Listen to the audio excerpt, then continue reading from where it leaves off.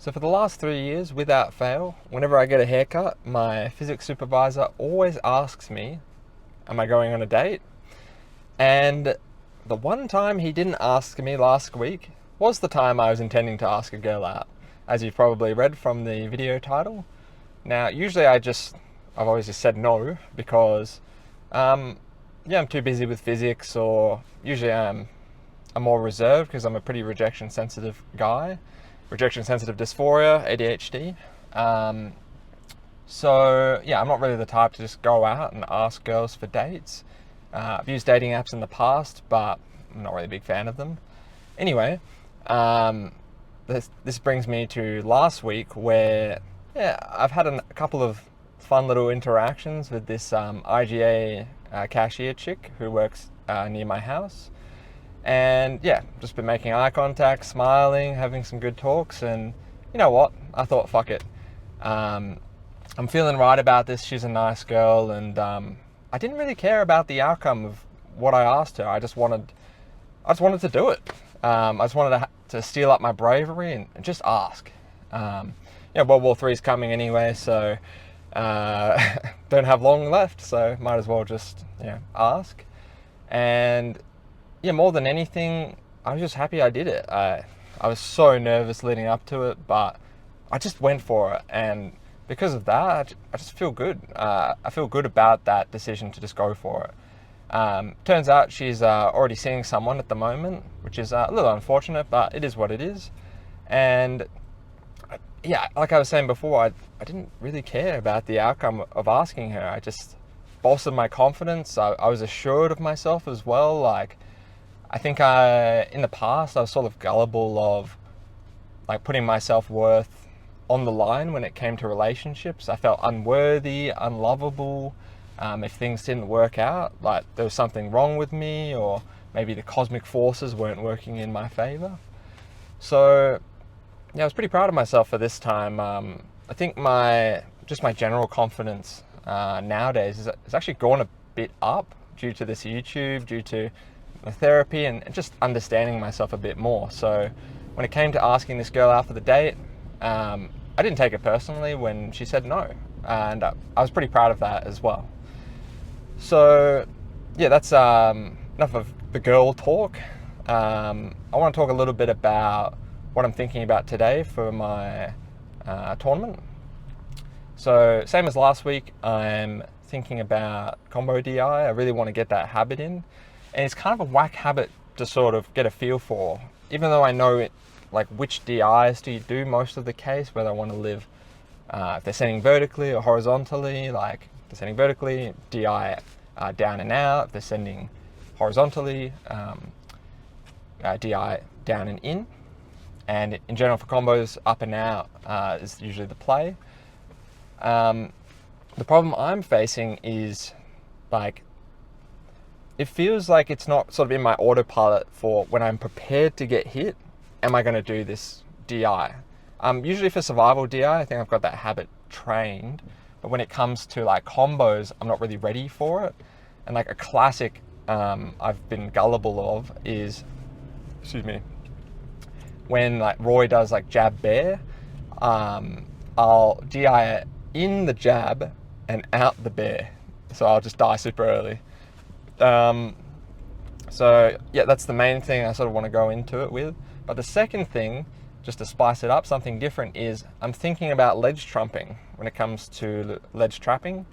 I've never really put in the time to practice the execution of actually doing ledge trumps. If you aren't familiar with like how to actually do them, to just do a ledge trump, you need to be right at the edge of the ledge. And like sort of the best, most consistent way to do it is you dash, keep your dash within the edge of the ledge. So you dash, and when your character stops the dash animation, that's when you input basically a half circle. So you go out, then down, then back up. So you grab the ledge that way. And I think that's something I've been definitely lacking when it comes to my ledge trapping, is just having that threat of trumping. I do have F tilt to sort of punish like holding the ledge, But yeah, I've never really incorporated ledge trumps into my gameplay, never practiced the inputs. So I thought, you know what, screw it, I'll practice the inputs for a bit. And though I'm not the most consistent at it, I'm probably like 50% of the time getting it, it's something I'm just going to go into this tournament trying out. With a little weekly like this, there's not really much at stake, and I think it's just worth being experimental, trying out this new thing for my gameplay. There's there's two upcoming monthlies. There's one this Saturday and one the following Sunday. So those are probably what I'll do the vlogs for, not these little weeklies. And at the same time, like, I should use this weekly as a chance to be experimental, be creative, try out some new things, and go ahead with that. So yeah, I'm stuck in a traffic jam at the moment. I think there's an event happening at Perth. It's causing a lot of delays in traffic. So I'm not going to have the most practice going into today's tournament, but I'm feeling fresh, feeling ready. So let's cut to the VOD review. Alright, so if you recall from last week, I was actually intending to VOD review the Tauken set for today's video, but I actually got a stream game for the tournament I did the car talks for, so might as well just do a VOD review for that, and I'll save the Tauken VOD in reserve. So I have two themes going into this VOD review. So how do I find like meaningful openings against Ridley given the space disadvantage, and you know, when I do find my advantage, how do I push it as much as possible? So already I'm sort of noticing like JP or Nostromo Cult will shield for a sec when it's like my turn, I guess, in neutral, but he won't hold it for long. So like, he sort of flickers it. Yep. And then this time I just go in with Nair, push it pretty hard. So let's just talk about that sequence. So yeah, Nair 1-2, up air on the platform. So I go for a up air here, in case he doesn't tech. I was basically following him along. It wasn't like a true combo, it was like a little sequence. He does a tech roll, but given up air doesn't have that much landing lag, I'm actually able to come up and up air again. So to keep my advantage going. Yep. But don't fast fall the up air, that's my mistake. So I don't get the bear. But that was a nice little sequence for me, I'm pretty happy about that. Okay, I'm jumping a lot here, but I think I'm gonna chill out in a sec.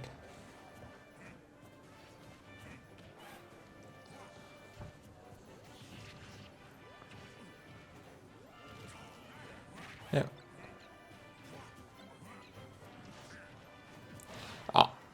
So just there, what was my mistake? I get pushed pretty hard by the F smash, so I don't dash fully, do the fair. Still managed to get weak fair, but I would have preferred to get strong fair there. Just needed to dash more. Be reverse chomp to grab the side B, I like that. Actually, that's a good point. So a good usage for bike is like, you can sort of throw it up and it sort of demands like respect. It demands like this sort of column here. Really good for the Sonic matchup as well. So given that I know he's not gonna go over the top like this, I just thought, okay, I'll pick this spot here. So maybe if he's going towards the platform or going down here.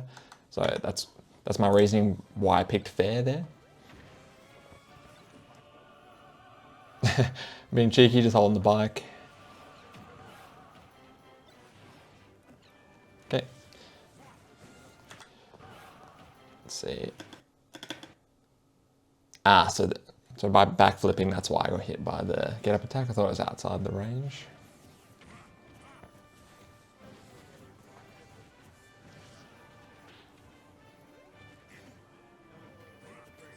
Okay, weak fair, dash attack, that's true combo.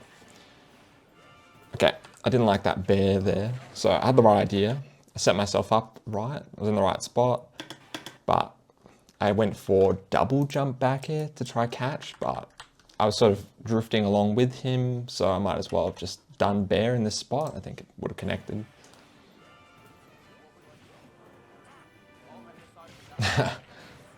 Dragged along the stage.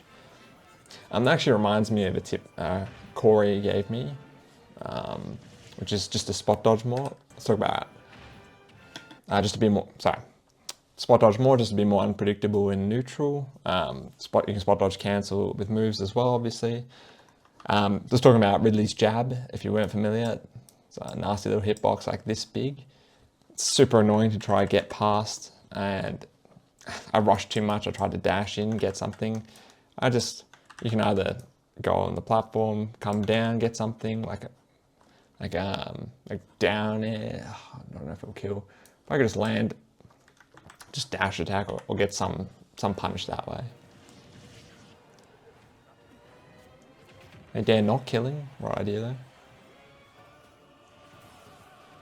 Dash attack not killing again. I think I used a decent amount, so it's stale. Again, missing the frame traps, but managed to get the F tilt there.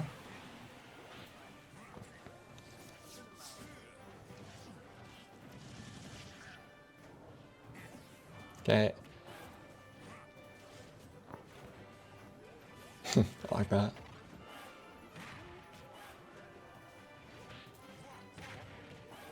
Ooh, okay, I almost could have got a waft combo there. I think I did short hop double jump. This is what I usually do, but given the percentage, I think I actually had to like full hop double jump nair to combo, and then like nair 1-2, and then just jump, get the waft there. But yeah, I did short hop so it doesn't connect. That's too much percent on Colt's part. Notice I've been like rushing disadvantage pretty hard. Haven't been punished too hard for it, but I think it's something I just want to get better at, just staying more calm and composed in disadvantage. Oh, exchanging blows. I like that, up to up air. Ooh, okay. So yeah, I just I did a little, rather than trying to do anything complicated like an IRA, I just walk backwards, jump, fast fall, and then I input the bear. So I like that. Obviously, it's pretty scary for Colt. Okay, catching the shield there. Shielding is a pretty common habit against the waft as well, so I was sort of ready for it in that spot. Okay, shield. Yeah, I'm noticing a lot of shield already. I think I've noticed it now. Yeah, like Colt's shielded like, let's see. I think it would have been like 6 times in like the last 10 seconds. It's a pretty common habit against waft, so I'm sort of like ready for it. And I think here I just predict it, get up throw up air, catch the landing, boom, get the waft. So it was a nice little conversion at the end there. But at the time I wasn't even sure I was going to hit it. And I want to see if it was true or not. Let's see. Yeah, let's just count this actually. 1, 2, 3, 4. So 4 frames before I actually start inputting the waft. So definitely could have just inputted the waft earlier to make it true, but I want to see if it was.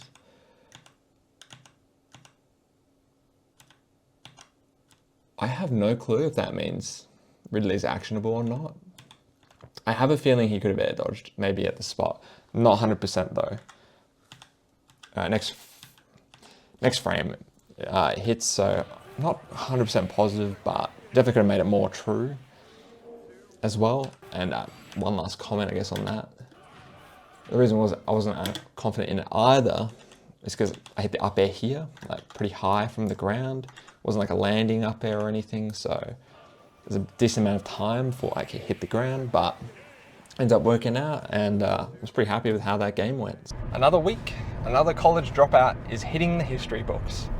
So yeah, today was a good tournament. I had a good time in bracket, had a good time with some friends I caught up with. Love the community, obviously, that goes without saying.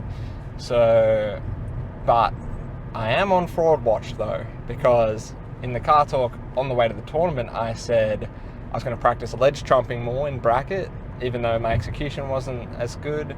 Just try use the tourney environment, the nerves, to sort of practice my execution. But due to the sets I actually played, I did not feel comfortable actually just ripping it. So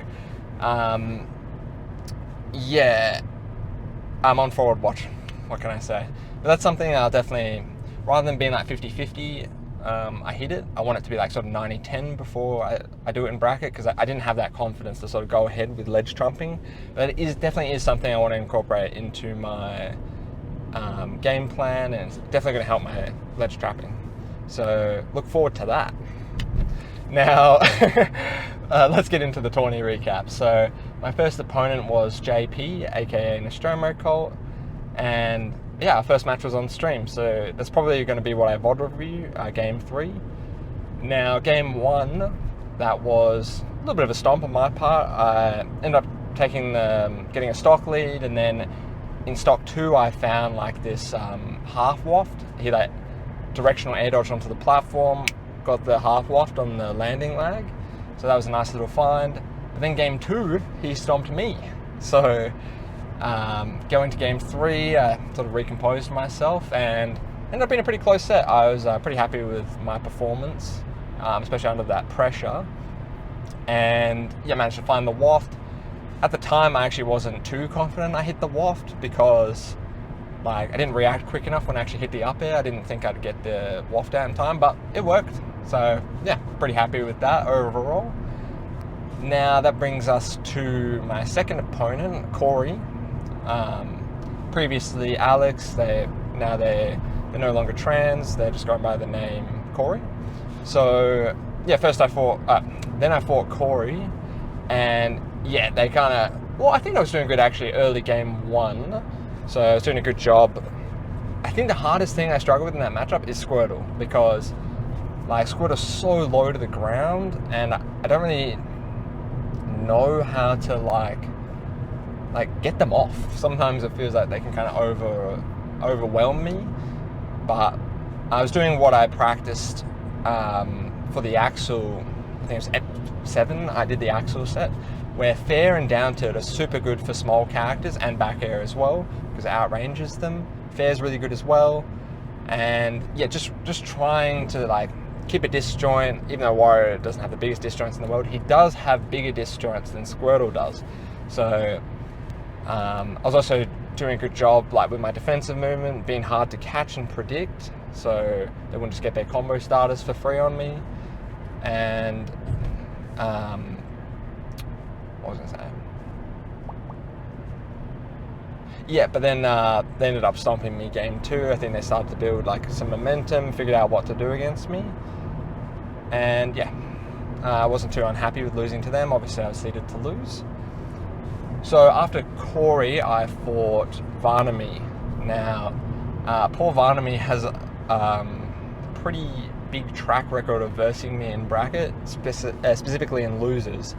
And yeah, what can I say? It was my most understood matchup, and I really know how to abuse Wolf in that matchup. And yeah, I was doing a good job catching like his shielding habits. Like sometimes he'd like, well, the read I had on him was like when he tends to like just go for some overshoot, he'd always shield. So I was finding choms, finding my tomahawks, or I'd like sort of catch on to what he was doing out of shield. So I knew when he was going to shield, so then I could sort of set up preemptively for that out of shield punish, and ended up getting like an F2 frame on his up B to close out. So I won 2-0. And finally, I versed Stitchy, or LJ, and kind of my bracket demon now. If I had to go out and like put a face to my bracket demon, it used to be Shani Pooza, Shan, but they don't really play as much, and I ended up winning like 4 or 5 weeks ago, I can't remember. And yeah, but LJ, I just haven't had any luck. I'm so close that even though I lost 0-2, felt like I did a good job like keeping up with LJ's pace. He's a very fast-oriented player. I was still making good decisions in the heat of the moment, good maneuverability, and didn't get cheesed or anything like that.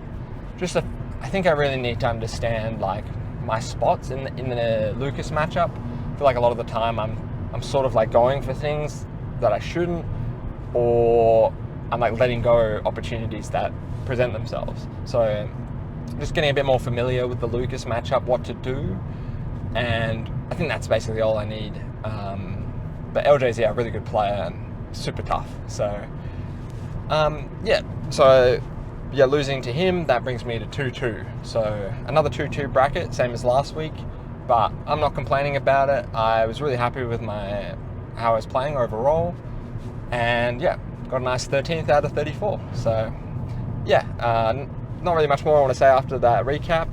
Actually, for those keeping up with the Dexter lore, so that was Ep 9, I think. Tonight's the night. I was up to like halfway through season 8 in that episode. Now I've finished New Blood, which is like the sequel show, and now I'm onto the prequel show, Original Sin. So I'm like 4 eps into that one. So loving Dexter, great show. That's sort of my downtime show, like after work, like maybe have an hour or 2 spare, just tune into Dexter.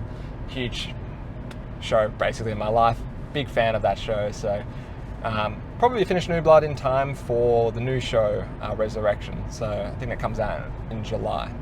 But enough Dexter talk, let's wrap things up. See you next Friday, folks.